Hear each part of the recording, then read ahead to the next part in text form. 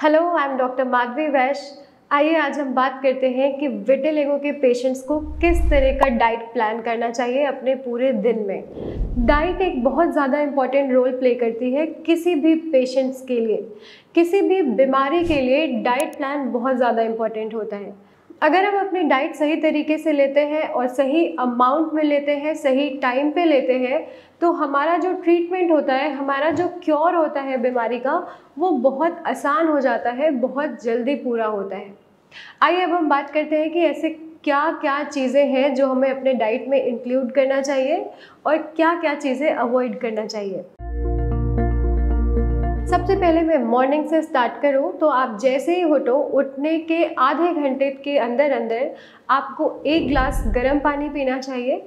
उसमें आप flax seeds, chia seeds use कर सकते हैं, सिनेमन यूज़ कर सकते हैं, लौंग यूज़ कर सकते हैं, जीरा वाटर भी पी सकते हैं।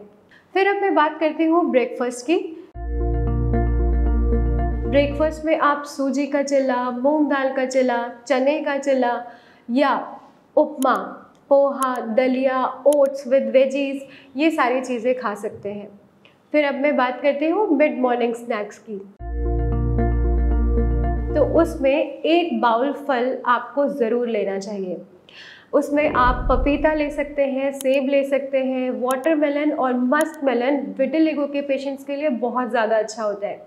वो आपके मेलानिन प्रोडक्शन को और ज़्यादा अच्छा करता है। फिर आप और भी फल ले सकते हैं, जैसे एवोकाडो भी आपको बहुत ज़्यादा फ़ायदेमंद रहेगा।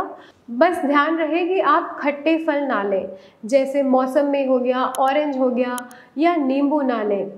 फिर अब मैं बात करती हूँ लंच की। आप विटिलिगो के पेशेंट्स को लंच में क्या लेना चाहिए। आप 1 कटोरी दाल लें। दाल में भी मूंग दाल और मसूर दाल को प्रेफर करें।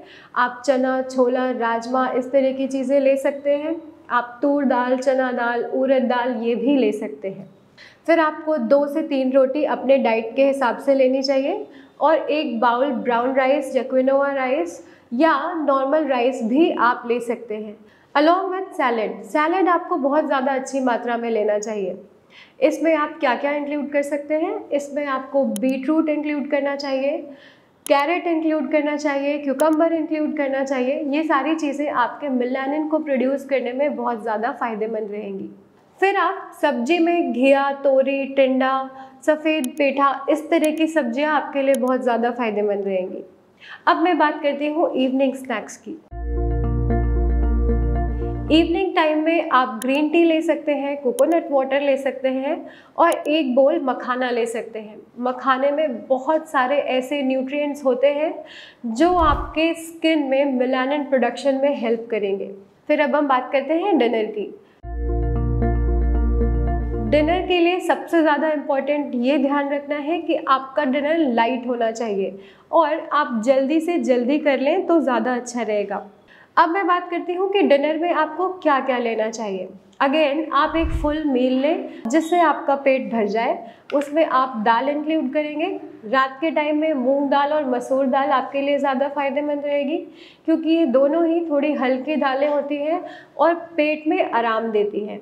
इसके साथ आप 2 या 3 रोटी लें अपनी खुराक के हिसाब से। 1 कटोरी चावल लें। आप ब्राउन राइस भी ले सकते हैं, क्विनोआ भी ले सकते हैं और सब्जी 1 कटोरी लें जिसमें घिया, तोरी, टिंडा, सफ़ेद पेठा इस तरह की सब्जियां ज़रूर डालें।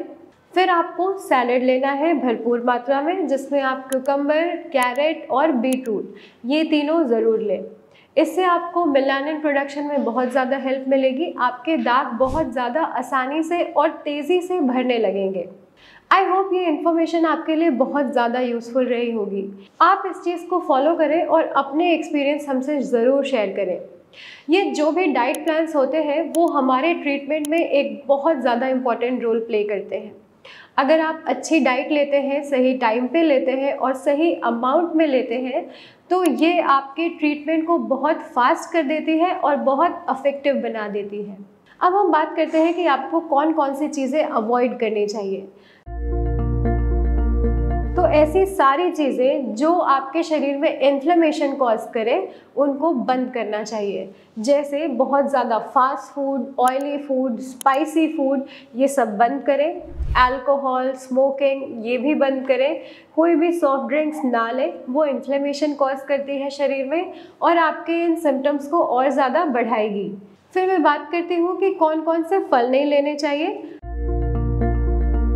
तो उसमें ऑरेंज, मौसमी, नींबू, इस तरह के खट्टे फल अवॉइड करें। आई होप ये इन्फॉर्मेशन आपके लिए बहुत ज़्यादा यूज़फुल होगी।